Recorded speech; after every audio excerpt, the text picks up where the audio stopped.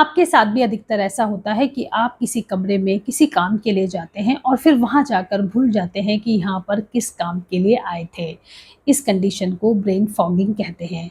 ये एक प्रकार का मानसिक रोग हो सकता है। यही नहीं, आपका स्ट्रेस दिन प्रतिदिन बढ़ता जा रहा है, आप टेंशन में रहते हैं, जिसकी वजह से आपको रात को नींद भी नहीं आती है। तो इस तरह के कई सारे मानसिक रोग हैं जिनका शिकार हम अधिकतर होते रहते हैं और उससे बचने के लिए हम डॉक्टरों के चक्कर काटते हैं, तरह तरह की दवाइयाँ खाते हैं, हमारी बीमारी बढ़ती जाती है और साथ में दवाइयों की डोजेस भी बढ़ती जाती है, लेकिन इसका कोई सॉल्यूशन हमें नहीं मिलता है। तो इसका क्या सॉल्यूशन है? तो दोस्तों, इसका सिंपल सॉल्यूशन है योग। तो इस अंतर्राष्ट्रीय योग दिवस पर आज हम योग की ही चर्चा करेंगे। दोस्तों, योग करने से हमारे शरीर में रक्त और ऑक्सीजन का संचार अच्छा होता है, हमारी मांसपेशियां लचीली बनती है और हम ना ही अपने मानसिक विकारों से मुक्ति पाते हैं, साथ ही साथ हमारी शारीरिक गतिविधियों में भी काफी सुधार आता है। प्रतिदिन योग करने से हम अपनी बहुत सारी गंभीर बीमारियों से मुक्त हो सकते हैं। तो दोस्तों, आज की वीडियो में हम समझेंगे योग करने से हमारे शरीर को क्या लाभ हो सकते हैं, योग करते समय किन किन बातों का ध्यान रखना चाहिए, प्राणायाम हमारे लिए कितना ज़रूरी है, साथ ही साथ हम कुछ मुख्य व्यायामों के बारे में जानेंगे जिनको कर कर हम अपनी दैनिक दिनचर्या को अच्छा बना सकते हैं और जो आजकल की हमारी मुख्य बीमारियां हैं उनसे संबंधित हमारे कौन से योग हो सकते हैं उनके बारे में हम जानेंगे। और लास्ट में मैं आपके साथ एक ऐसा व्यायाम शेयर करूंगी जो आपके फैटी लीवर, डायबिटीज़, आपके पेट के रोग, आपके कोलेस्ट्रॉल, आपका मोटापा, हर तरह के रोग में एक ही व्यायाम आपके लिए काफ़ी है। तो दोस्तों, इस इंटरेस्टिंग वीडियो को शुरू करते हैं। वीडियो में बने रहिएगा, आपको बहुत अच्छी सिंपल जानकारी आज की वीडियो में मिलेगी। अगर आप मेरे चैनल पर नए हैं तो मेरे चैनल को सब्सक्राइब कर दें, वीडियो को लाइक कर दें और बेल आइकन को भी दबा दें ताकि आने वाले वीडियो की नोटिफिकेशंस आप तक आते रहें। तो चलिए शुरू करते हैं।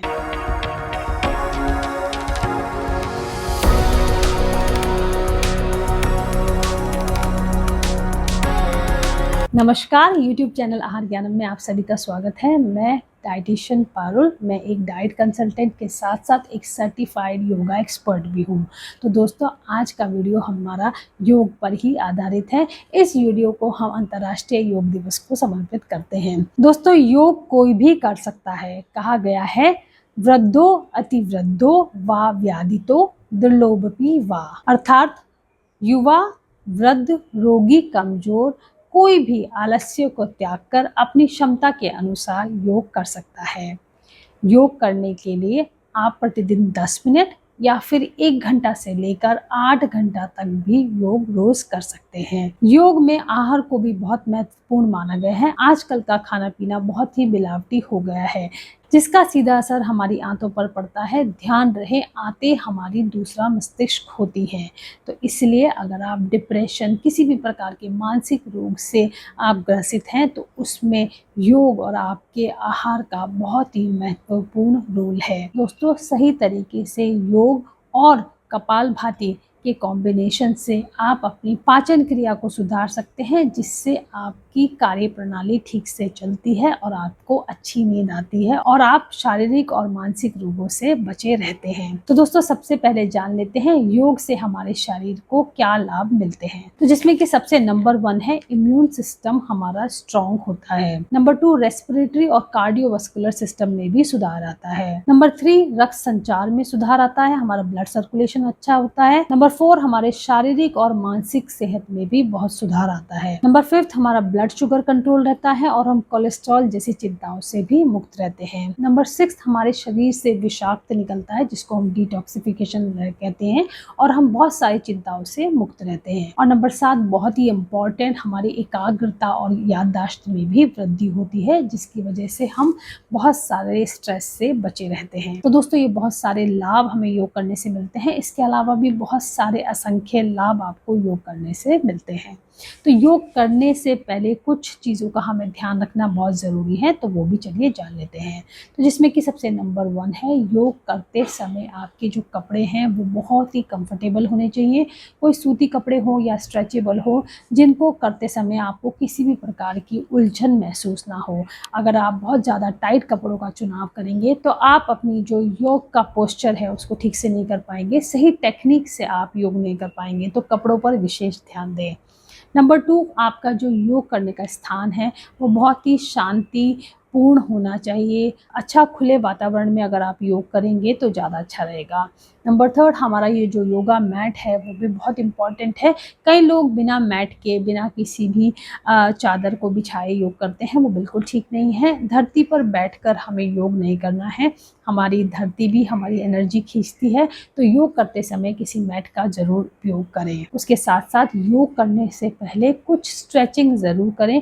कुछ लोग क्या करते हैं, जब योग करना शुरू करते हैं वो सीधा व्यायाम पर आ जाते हैं, जिसकी वजह से उन्हें कई बार कोई भी किसी भी तरह का स्ट्रेन भी आ सकता है। तो सबसे पहले जब आप योग शुरू करें तो कोई भी सूक्ष्म क्रियाओं से शुरू करें, थोड़ी स्ट्रेचिंग करें और उसके बाद आप अपने और अन्य आसन कर सकते हैं। तो चलिए अब जान लेते हैं वो कौन कौन से मुख्य आसन हैं जिनको कर कर हम अपने आप को स्वस्थ रख सकते हैं।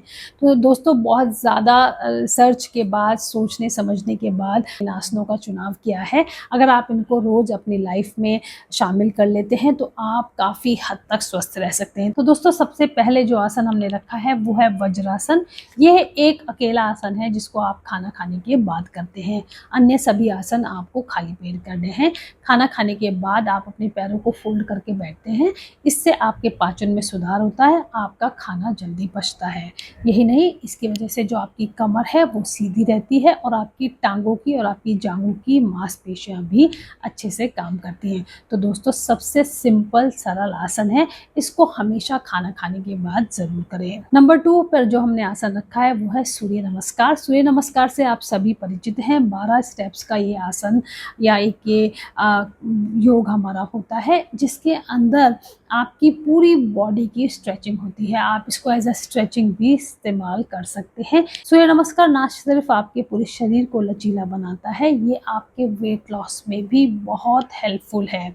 आप अगर इसकी रोज 20, 30, 50 तक यथाशक्ति आप इसको अगर करते हैं तो आप इससे बहुत अच्छा वेट लॉस कर सकते हैं। अगर आप आधा घंटा रोज सूर्य नमस्कार करेंगे तो दोस्तों, आप आसानी से 1 महीने में अपना 5 किलो वेट कम कर लेंगे।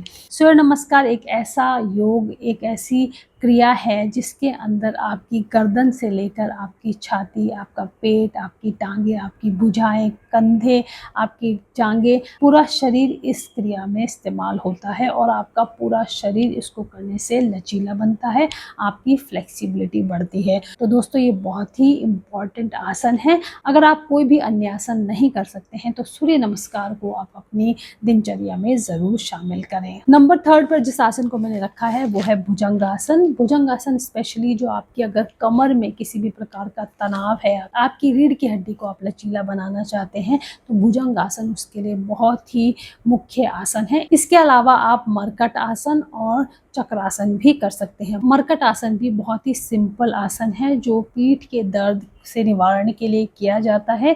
ये सभी आसन लेट के किए जाते हैं और कई बार जब हम भुजंग आसन करते हैं तो दोस्तों, उसमें एक बात ध्यान रखने की है कि भुजंग आसन में कभी भी जब आप ऊपर की तरफ उठें तो आप अपने कमर के बल से ना उठें, आप अपने हाथों के प्रेशर से ऊपर उठें। अगर आप कमर के बल से उठेंगे तो आपकी कमर में दर्द होना शुरू हो जाएगा।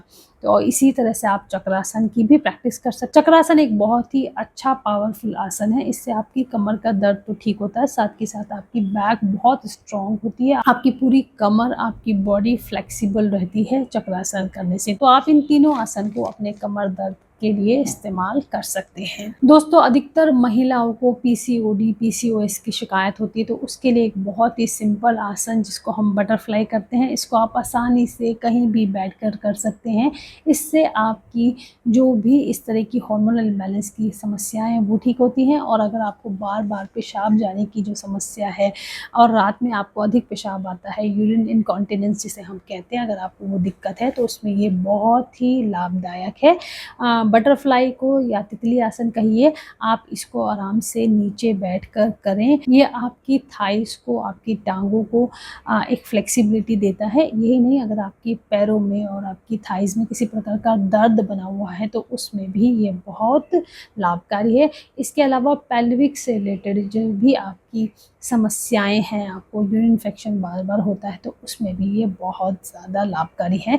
तो ये महिलाओं के लिए एक तरह से बहुत अच्छा आसन है। और इसके बाद दोस्तों वो आसन जिसकी मैं आपसे बात कर रही थी, जिसको हम कहते हैं मंडूक आसन। मंडूक आसन बहुत ही पावरफुल आसन है। ये आपकी हर तरह की बीमारी में लाभदायक है। आपका फैटी लीवर हो, आपका कोलेस्ट्रॉल बढ़ा हो, डायबिटीज़ हो, आपको स्मॉल इंटेस्टाइन, लार्ज इंटेस्टाइन, पेट की किसी भी तरह की समस्या हो, पैनक्रियास की कोई समस्या हो, ये सब में लाभप्रद है।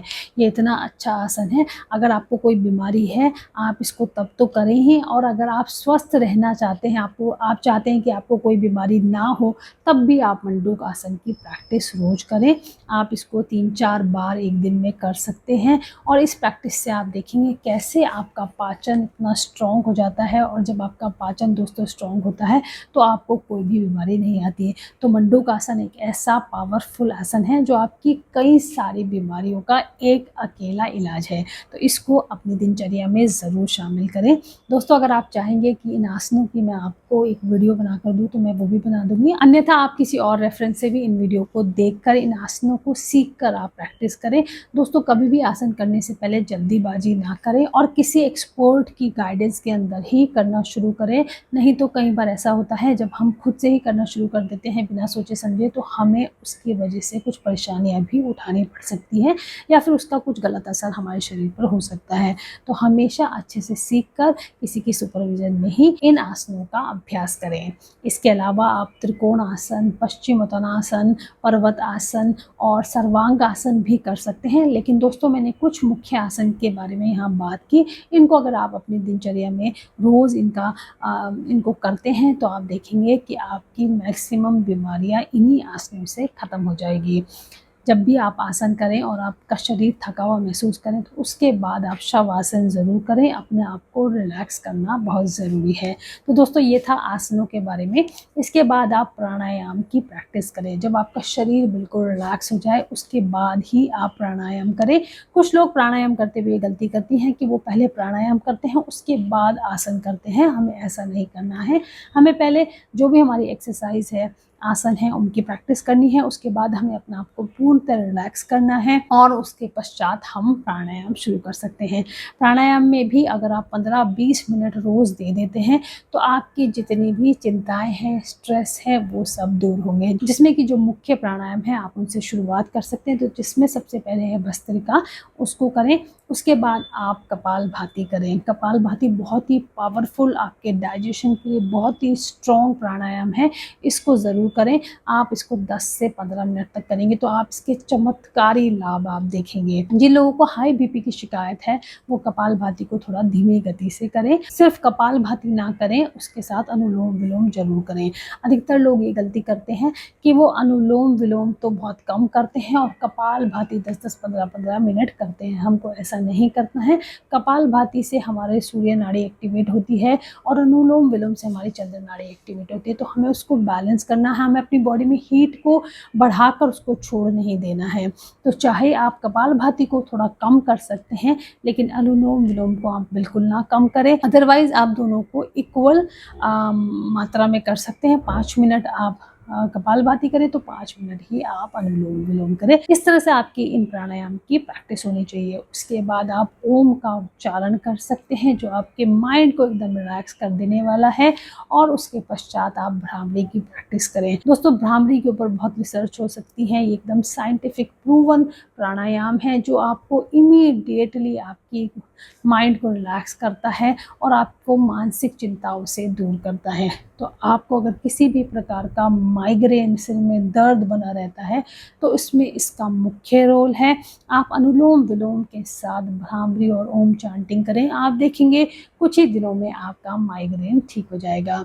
इसके अलावा आजकल थायराइड की भी बहुत ज़्यादा समस्या, हर किसी को हाइपोथायराइड हो रहा है, तो उसके लिए भी हमारा उज्जयी प्राणायाम बहुत ही प्रभावशाली है।